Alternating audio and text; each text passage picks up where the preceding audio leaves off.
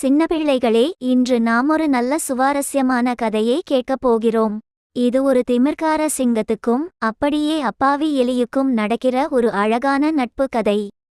சிங்கம் எப்படி இரக்கமாக இருந்தது, எலி எப்படி தனது தைரியத்தால் சிங்கத்துக்கு உதவியது என்பதை கேட்டால் உங்களுக்கு ரொம்பவே சந்தோஷம் அடிக்கப் போகுது. சரி, இப்போ கதை ஆரம்பிக்கலாமா?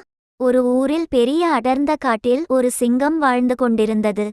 அந்த சிங்கம் காட்டின் ராஜாவாகவும் இருந்தது. எல்லா மிருகங்களும் அந்த சிங்கத்தை பயந்து ஒழுங்காக நடந்து கொண்டன. ஒரு நாள் சிங்கம் மிகவும் சோர்வாக இருந்தது. அது ஓய்வெடுக்க வேறொரு இடம் தேடிக் கொண்டது. ஒரு பெரிய மரத்தின் கீழ் படுத்துக் கொண்டது. அப்போது ஒரு சின்ன எலியும் அங்கே விளையாடிக் கொண்டிருந்தது. அந்த எலி சிங்கத்தின் வாலில் ஏறிக்கொண்டது. சிங்கம் விழித்து எலியை பிடித்துவிட்டது. சிங்கம் கோபமாக, "நீ என்னை தொந்தரவு செய்கிறாயா? உன்னை சாப்பிட்டு விடுவேன்" என்றது. அப்போது எலி சிங்கத்தை பார்த்து, "தயவு செய்து என்னை விட்டுவிடுங்கள். எனக்கு ஒரு சிறு ஜீவன்தானே.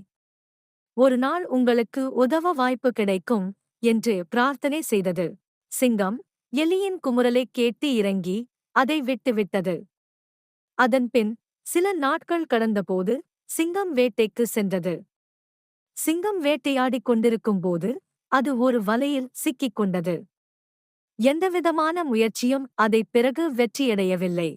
அப்போது அந்த எலி அங்கே வந்து சிங்கத்தை பார்த்து, "நான் உங்களைக் காப்பாற்றுவேன்" என்று கூறி தன் பற்களால் வலை பூட்டி சிங்கத்தை விடுவித்தது.